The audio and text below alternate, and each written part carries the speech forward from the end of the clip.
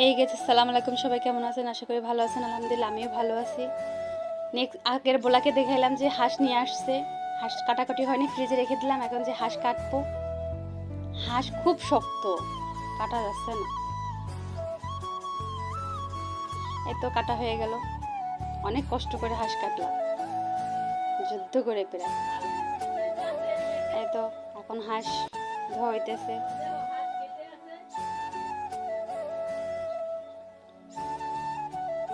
হাঁসে খুব ময়লা, তো তার জন্য একটু ভালো করে পরিষ্কার করে নিলাম।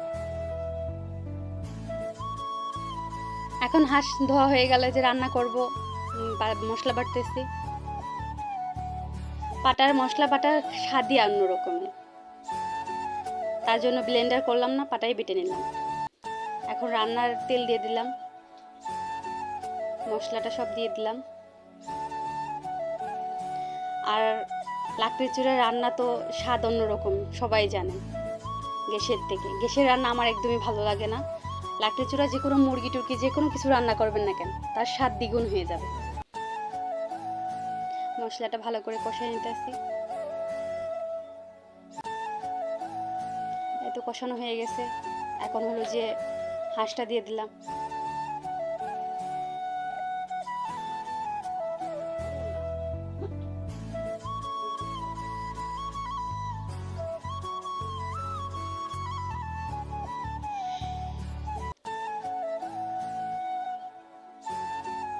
আমার সব থেকে বেশি লাকড়ির চুলায় রান্না খেতে খুব ভালো লাগে, তার জন্য আমি লাকড়ির চুলায় রান্না করি।